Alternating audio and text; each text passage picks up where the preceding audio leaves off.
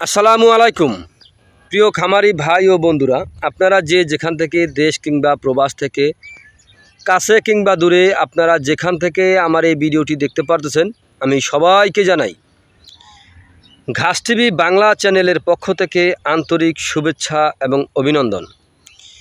এই যে আমার সামনে যে ঘাসটা দেখতে পারতেছেন, এই ঘাসটার নাম হচ্ছে ইন্দোনেশিয়ান স্মার্ট নেপিয়ার ঘাস। পাতাযুক্ত নরম রসালো স্বাদযুক্ত ঘাস, ইন্দোনেশিয়ান স্মার্ট নেপিয়ার ঘাস। ইন্দোনেশিয়ান স্মার্ট নেপিয়ার ঘাস একবার রোপণ করলে কমপক্ষে 5 থেকে 6 বছর খাওয়াতে পারবেন। ইন্দোনেশিয়ান স্মার্ট নেপিয়ার ঘাসে কোনো বিচি হয় না, এই ঘাসে কাটিং হয়ে থাকে। এই ঘাসে 22 থেকে 25% প্রোটিন রয়েছে।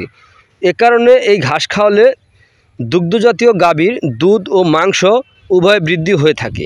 দেখেন, দুগ্ধজাতীয় গাভীর মাংস দুগ্ধ বৃদ্ধি হয়ে থাকবে অথবা ষাঁড় গরুর মাংস বৃদ্ধি হয়ে থাকে। এর কারণ হচ্ছে এই ঘাসটায় 22 থেকে 25% প্রোটিন রয়েছে। এই ঘাস গরু ছাগলকে খাওয়াতে কোনো প্রকার মেশিনের প্রয়োজন হয় না। এই যে দেখেন, পাতাযুক্ত ঘাস।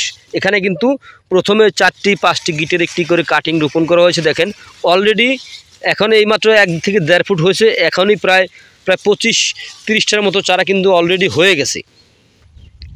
তো এরকম ঘাসের যদি আপনি চাষ করতে চান, আপনার গবাদি পশুকে এই ঘাসটা খাওয়াতে চান, তাহলে আজই আমার স্ক্রিনে দেওয়া নাম্বারে যোগাযোগ করবেন।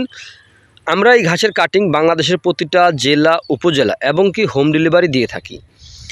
তো প্রিয় খামারি ভাই ও বন্ধুরা, আপনারা যদি গরু অথবা ছাগলের খামার করতে চান, আমি বলবো আপনারা অবশ্যই আগে ঘাসের চাষ করবেন। ঘাস ছাড়া কিন্তু গরু ছাগল পালন করা একেবারে পসিবল।